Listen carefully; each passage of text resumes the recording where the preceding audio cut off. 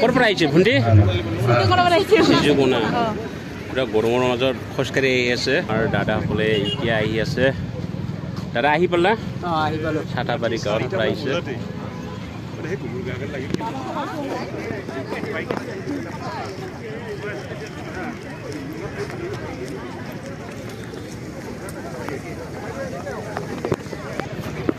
পুৰা বাইদেউ পুৰা খোজকাঢ়ি আছে দেখোন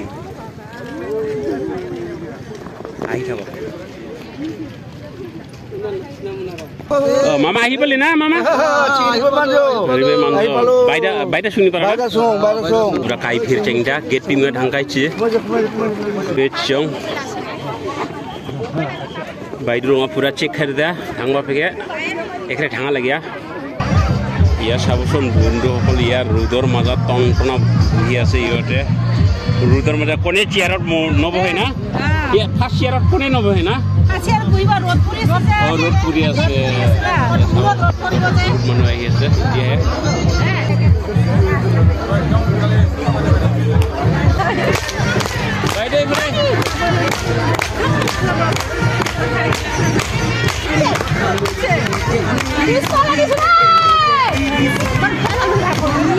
মামা আহি গ'ল চাব আমাৰ মামা আহি গ'ল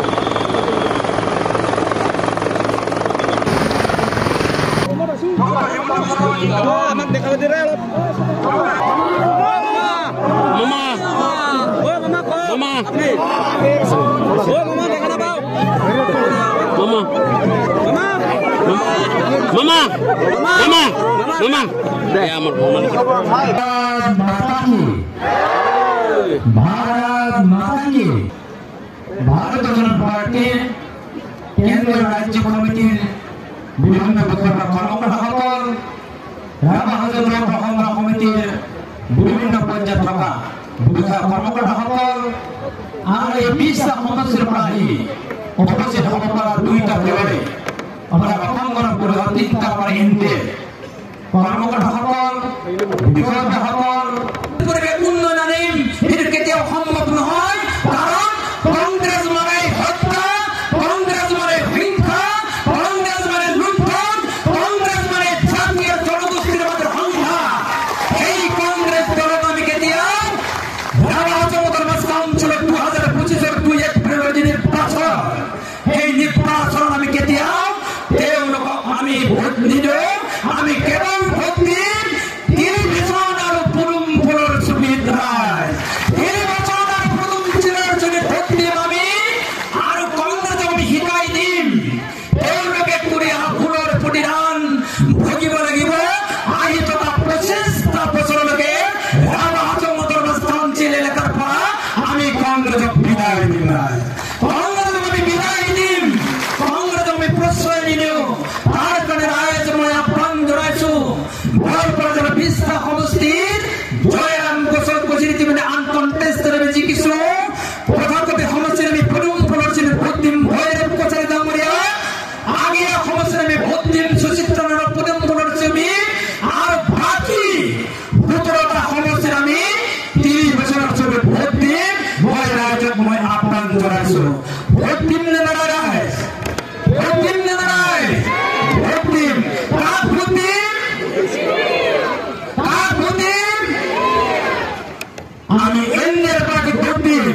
য'ত টেলিভিছন তাত টেলিভিছন য'ত পুৰুম ফুল তাত পুৰুম ফুল ভোট দিম গতিকে আজিৰ তাৰিখে ৰাজনৈতিক অৱস্থানশীলে কংগ্ৰেছ দলটো এটা প্ৰচাৰলো 2 এপ্ৰিলত টেলিভিছন ছবি আৰু পুৰুম ফুলৰ ভোট দিবৰ কাৰণে মই আপোনালোকক আহ্বান জনাইছোঁ এতিয়া লাগিছে পুৰা ভাল একদম হয়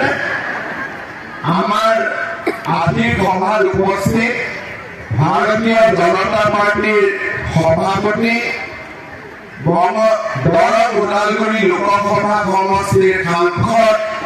বিলোপ পদবাহী সদস্য টংকেশ্বৰ ৰাভা ডাঙৰীয়া ভাৰতীয় জনতা পাৰ্টিৰ জিলাৰ সভাপতি দীপাংকৰ নাথ ডাঙৰীয়া সাংসদ বিজুলী কলিতা মেধি ডাঙৰীয়ানী, গণ পৰিষদৰ সভাপতি জিতেন দাস ডাঙৰীয়া, ৰাভা ছাত্ৰ সন্থাৰ সভাপতি মতিলাল ৰাভা ডাঙৰীয়া, ডক্টৰ সুভাষ ৰাভা ডাঙৰীয়া, দশানন্দ ৰাভা ডাঙৰীয়া, কবিতা ৰাভা ডাঙৰীয়ানী, তীনামণি দৈমাৰী ডাঙৰীয়ানী, ভৃগু ৰঞ্জন ৰাভা ডাঙৰীয়া, ৰাকেশ দাস ডাঙৰীয়াকে আদি কৰি মঞ্চত উপবিষ্ট বিশিষ্ট ব্যক্তিসকল, আই মাতৃসকল আৰু যুৱক যুৱতী বন্ধু বান্ধৱীসকল, ৰাভা হাছং স্বায়ত্ত পৰিষদৰ নিৰ্বাচন 2 এপ্ৰিল তাৰিখে অনুষ্ঠিত হ'ব। গোৱালপাৰা জিলাত 20টা সমষ্টিত নিৰ্বাচন হ'ব। এটা সমষ্টিত ইতিমধ্যে ভাৰতীয় জনতা পাৰ্টিৰ প্ৰাৰ্থীগৰাকী বিনা প্ৰতিদ্বন্দ্বিতাৰে নিৰ্বাচিত হৈছে। মই আমাৰ প্ৰাৰ্থীসকলক অলপ সন্মুখলৈকে আগবাঢ়ি আহিবলৈ অনুৰোধ জনাম। আমাৰ গোটেইকেইজন কেণ্ডিডেট ইয়ালৈকে আহক, আগুৱাই আহক।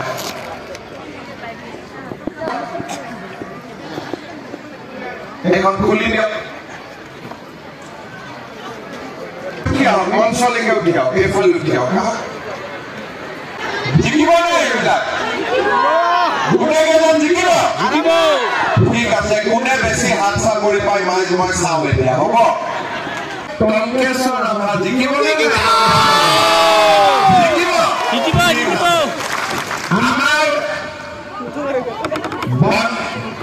বনদস্যিত আমাৰ প্ৰাৰ্থী বিপান্বিতা মাৰা জিকিব। তাৰপিছত আমাৰ মাজাক খিল্লি না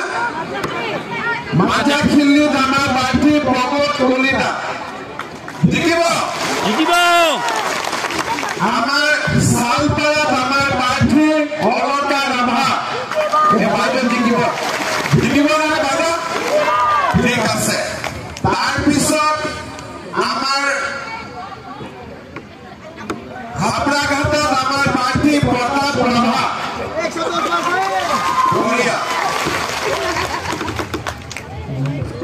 নিৰ্মাখাখিলিত আমাৰ প্ৰাৰ্থী জীৱন ৰাভা, পূব অজগৰত আমাৰ প্ৰাৰ্থী ভোলাইবালা ৰাভা, জিনাৰীত আমাৰ প্ৰাৰ্থী দেবেন মমি, দৰকাত আমাৰ প্ৰাৰ্থী হৰিশ চন্দ্ৰ ৰাভা। হৰিশ চন্দ্ৰ আছে নে নাই? আহা নাই, ঠিক আছে। বৰদামল কল্যাণপুৰ লিগেন ৰাভা, দাৰিদুৰিত আমাৰ প্ৰাৰ্থী জোনালী ৰাভা, বগানত আমাৰ প্ৰাৰ্থী দিবাকৰ ৰাভা, কাঠাকুঠিত আমাৰ প্ৰাৰ্থী ভৈৰৱ কছাৰী, আগিয়াত আমাৰ প্ৰাৰ্থী সুচিত্ৰা নাথ আৰু বিনা প্ৰতিদ্বন্দ্বিতাৰে জয়ৰাম কুছিত নিৰ্বাচিত হৈছে প্ৰেমাজুলি ৰাভা।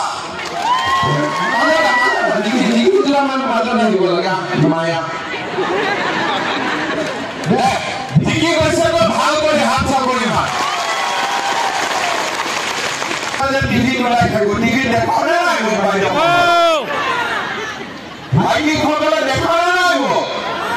ঠিক আছে, টিভি টংকেশ্বৰ ৰাভা ওলাই থাকে, দিলীপ শইকীয়া ওলাই থাকে, গতিকে টিভিটো দেখিলে ভোট দিলে হ'ব। টংকেশ্বৰ ৰাভা ডাঙৰীয়াক ধন্যবাদ জনাম যে ৰাভা হাছং যৌথ সংগ্ৰাম সমিতি আৰু বিজেপিয়ে লগ হৈ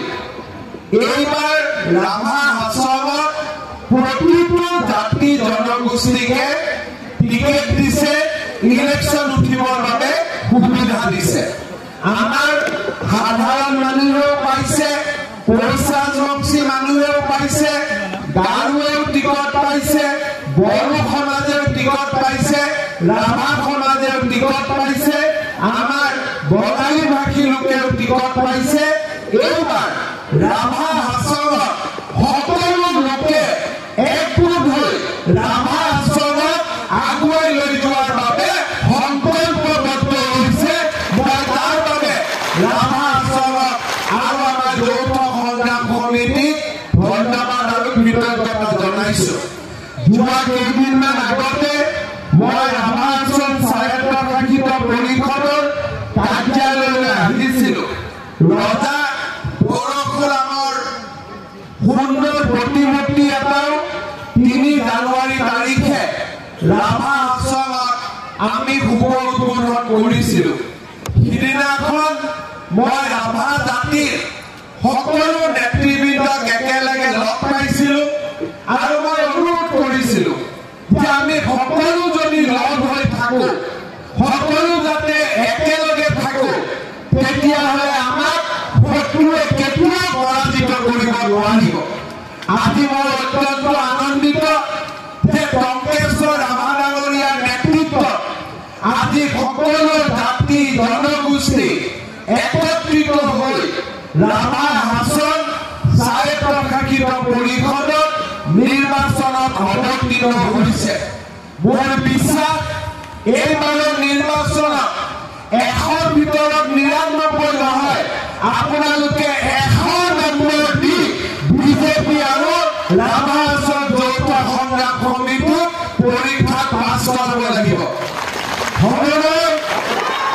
এটা চিটত হাৰিব নালাগে গোটেইকেইটা চিটত জিকিব লাগিব লাগিব নে জিকিব লাগিব এতিয়া আপোনালোকক মই 2-3টা কথা ক'ব খুজিছোঁ আপোনালোকে জানে যে বিজেপি আৰু ৰাভা হাছন যৌথ সংগ্ৰাম সমিতি আমি অতীজৰে পৰা একেলগে আছোঁ আজি যদি আপোনালোকে চাই 2016 চনত বিজেপি দলৰ চৰকাৰ হ'ল আজি 25 চন যোৱা 10 বছৰত ৰাভা অঞ্চলত গুলীচালনা হৈছে নেকি শ্ৰদ্ধা ৰাইজ আপোনালোকে সৰু সৰু কথা মনত ৰাখক আমাৰ এই গোৱালপাৰা জিলাৰ পৰাই ভাৰতৰ স্বাধীনতা আন্দোলনৰ সময়ত নিধানৰাম ৰাজবংশী শ্বহীদ হৈছিল এজনে 42ৰ শ্বহীদ তেওঁৰ নামত গোৱালপাৰা জিলা হস্পিটালখন কংগ্ৰেছৰ সময়তো দিব পাৰিলেহেঁতেন নাই কংগ্ৰেছৰ সময়ত কিন্তু কংগ্ৰেছে থলুৱা লোকক মৰম নকৰে আজি বিজেপিয়ে গোৱালপাৰা জিলা সামৰিক হস্পিটাল শ্বহীদ নিধানৰাম ৰাজবংশীৰ নামেৰে নামাকৰণ কৰিবলৈ সিদ্ধান্ত লৈছে মই যেতিয়া দুধনৈত আহিছিলোঁ কোচ ৰাজবংশী লোকসকলে মোক অনুৰোধ কৰিছিল মই কৈছিলোঁ যে এইটো আপোনালোকে অনুৰোধ কৰিব নালাগে এইটো আমাৰ দায়িত্ব আজি আমি আমাৰ দায়িত্ববোৰ পালন কৰিছোঁ আজি আপোনালোকে চিন্তা কৰক এই ৰাভা হাছন স্বায়ত্তশাসিত পৰিষদত বিজেপি চৰকাৰৰ দিনত আমি তেওঁলোকক আৰ্থিক আৰু বিত্তীয় সকলো ধৰণৰ সুবিধা আমি প্ৰদান কৰিছোঁ ইলেকশ্যনৰ সময় পাৰ হৈ গৈছে ইলেকশ্যনৰ পাৰ হৈ যোৱাৰ পিছত আমি চৰকাৰী অফিচাৰ দি ৰাভা হাছন কাউন্সিল চলাব পাৰিলোহেঁতেন আমি ক'ব পাৰিলোহেঁতেন যে পঞ্চায়তৰ পিছত ৰাভা হাছন ইলেকশ্যন পাতিম কিন্তু আমি সদায় বিশ্বাস কৰোঁ যে জনজাতীয় লোকৰ পৰা অধিকাৰ কাঢ়ি লৈ যাব নালাগে আৰু সেইকাৰণে মই ইলেকশ্যন কমিশ্যনক কৈছিলোঁ যে পঞ্চায়ত পাতক বা নাপাতক ৰাভা হাছনৰ ইলেকশ্যন আপোনালোকে পাতিবই লাগিব আৰু আজি ইমান এটা শান্তিৰ পৰিৱেশত আমাৰ ৰাভা হাছন কাউন্সিলৰ নিৰ্বাচন অনুষ্ঠিত হৈছে ক'তো কোনো গণ্ডগোল নাই ক'তো কোনো হুলস্থুল নাই ৰাভা বড়ো গাৰো বঙালী ভাষী অসমীয়া ভাষী কোচ ৰাজবংশী সকলো লোকে লগ হৈ আজি আমাৰ সভালৈ আহিছে আৰু ৰাভা হাছনৰ ইলেকশ্যনত বিজেপি আৰু ৰাভা হাছন যৌথ সংগ্ৰাম কমিটিক জিকাবলৈ প্ৰতিশ্ৰুতিবদ্ধ হৈছে মই কংগ্ৰেছক ক'ব খোজো যে আপোনালোকে ইয়াত এটাও চিট নাপায় ইয়াত চিটৰ আশা কৰি লাভ নাই আপোনালোকে ইলেকশ্যন কৰি বাংলাদেশত খেলক ইয়াত আপোনালোকে ইলেকশ্যন খেলিলে কোনো ভোট নাপাব পাবলি কি কংগ্রেসের ভোট নাপায় কংগ্রেসক আমার ভোট এনেও না লাগে ইহঁতক বাংলাদেশীৰ ভোট লাগে হয় না নহয় ইহঁতক লাগে বাংলাদেশীৰ ভোট আমাৰ ভোট নালাগে ইহঁতক সেইকাৰণে আমাৰ ভোট যদি নালাগে আমিও নিদিও আৰু আমি বিজেপি আৰু যৌথ সংগ্ৰাম কমিটিক জিকাম আমাৰ নিজৰ চৰকাৰ বনাম আৰু নিজৰ চৰকাৰে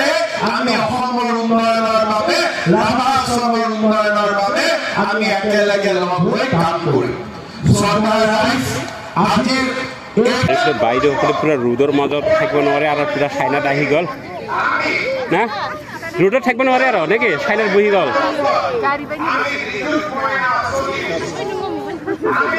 বন্ধুসকল মইনাই পুৰা মামা যাওঁতেহে চাই আছে এই মিঠা বৰফ খাই খাই না মামা যাওঁতে চাই আছে নেকি আৰু এইফালে আমাৰ দাদা এইফালে মামাৰ গাড়ী এইপিনে আছে দেই দূৰত হেলিকপ্টাৰ অকণমান জুম কৰি দেখাই আছো চাব বন্ধুসকল ইমান মানুহ হৈছে এনেকুৱা দলে বলে ওলাব লাগে জাতিৰ কাৰণে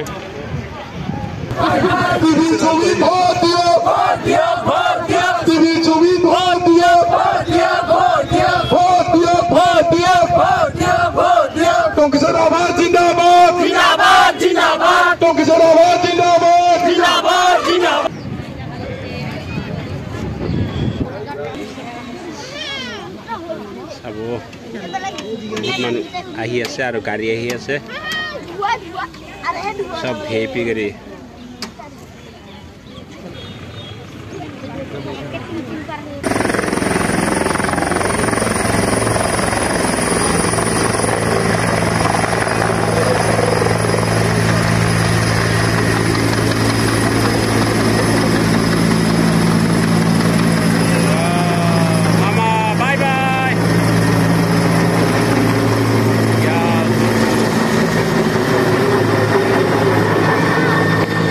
ভিডিওখন ইয়াতে শেষ ভিডিও যদি ভাল লাগে লাইক শেয়ার কমেন্ট করব